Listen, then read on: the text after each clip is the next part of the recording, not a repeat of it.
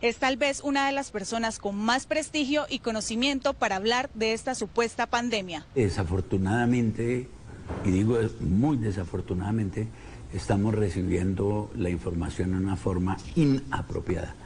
Inapropiada desde el punto de vista de las directivas de la salud a nivel mundial.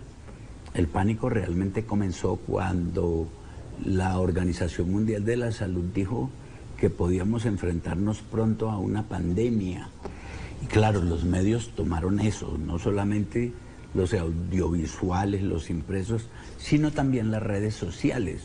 Y entonces se establecieron una gran cantidad de lo que se llaman fake news o noticias falsas.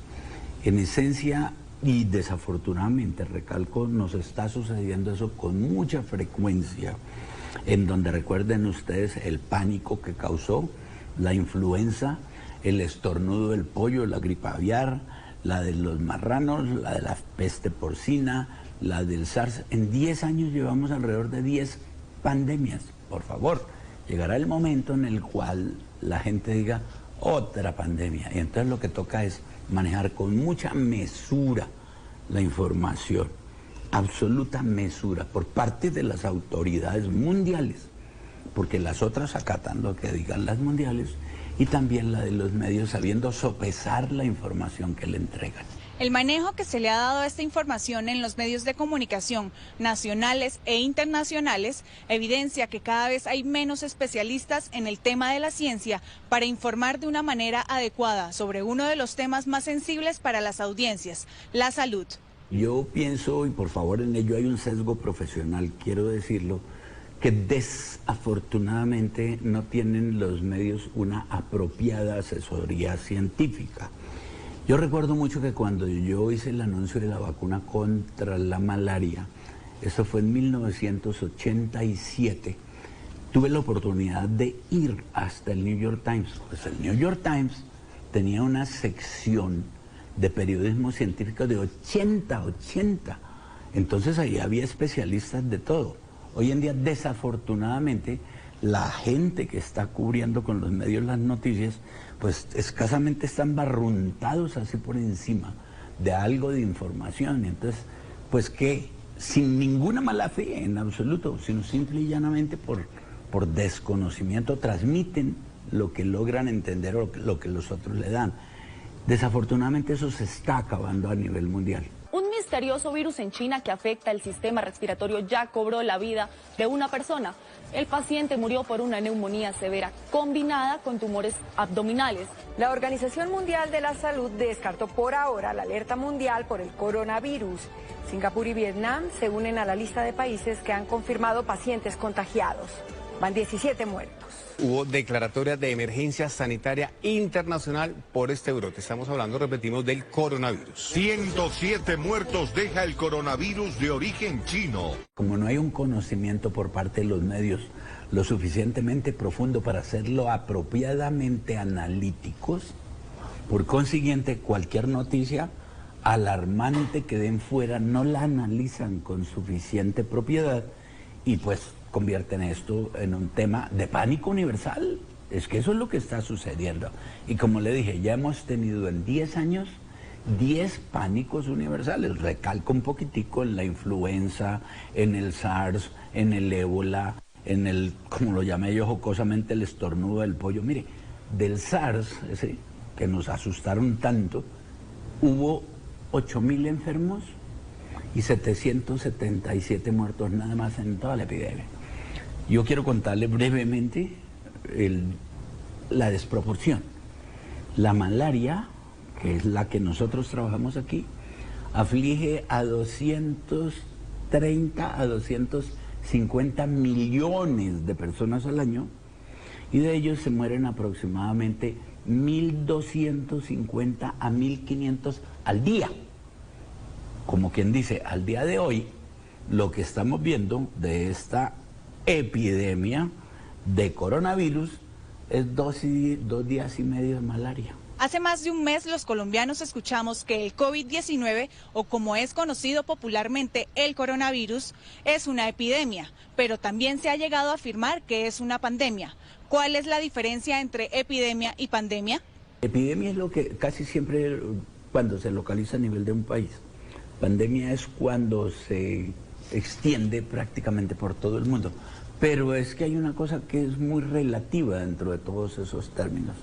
Dentro de esos términos está, por ejemplo, el hecho de que nosotros podemos tener una pandemia que no es epidémica, es decir, algo que se extendió por todos los países, pero que el número de casos no es significativo, como está sucediendo ahora.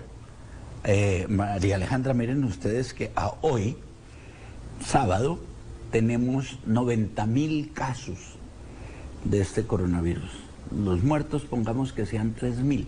Eso da más o menos un 3% de muertos sobre el total. Significa que el 97% de la gente se ha curado espontáneamente. De esos 97%, cerca del 80% la enfermedad es leve, absolutamente leve. Habrá por ahí aproximadamente un 16-17% en donde haya algún tipo de, ¿qué le digo yo?, de complicación, problema, pero también se curan. Y solamente un 3% que requieren cuidados intensivos llegan a morir. De manera pues de que, mire usted esa situación tan desproporcionada que estamos teniendo.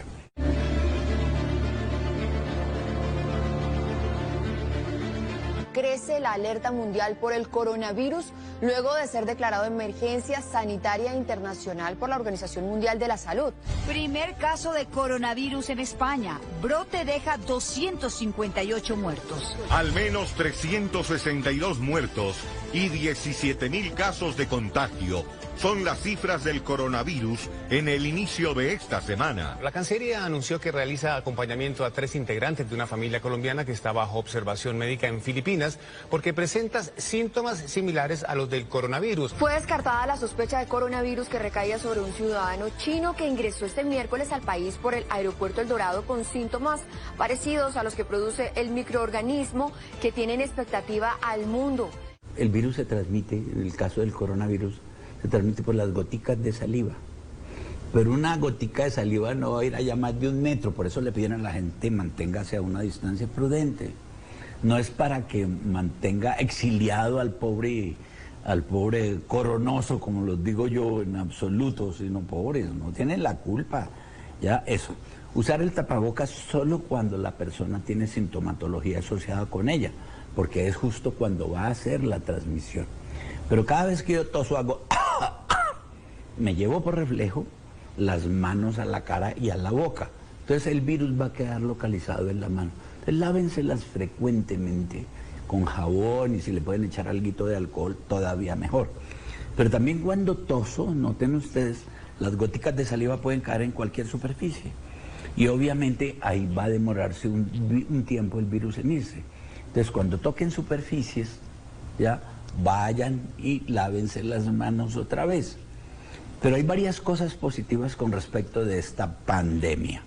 Una de ellas es que por primera vez en mucho tiempo, yo diría que por primera vez en la historia, se hace el reconocimiento del agente causal en 2 semanas. Ustedes saben lo que es eso, entre el instante en el cual aparece la enfermedad y se logra decir, mire, es el coronavirus, no es el clásico del SARS, sino que es una variante con estas características. Y se hace la identificación completa del genoma. Eso no había pasado antes, ya en 2 semanas, lo cual implica que hoy en día tenemos las herramientas para hacer los diagnósticos rápidos y no solo apropiados, sino rapidísimo. Hoy en día podemos a través de la genómica hacer el análisis completo de los genes de cualquier microbio que aparezca en menos de 2 semanas, llámese bacteria, virus, etcétera, etcétera. De manera que podemos identificarlo. Una vez se ha hecho la identificación, ya se pueden adoptar las medidas correctivas. Una doctora colombiana llamada María Victoria Ocampo hizo el control, entre otras cosas, del ébola, ¿sí? Esto fue en Sierra Leone y en Nigeria, ¿ya? En donde simple y llanamente aisló a los individuos que tenían el ébola y las familiares que estaban alrededor.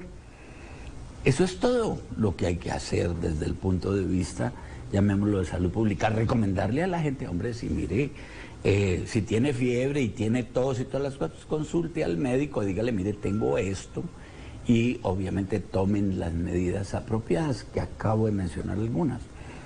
Pero le cuento que eso es algo que se le puede decir a la gente con mucha prudencia.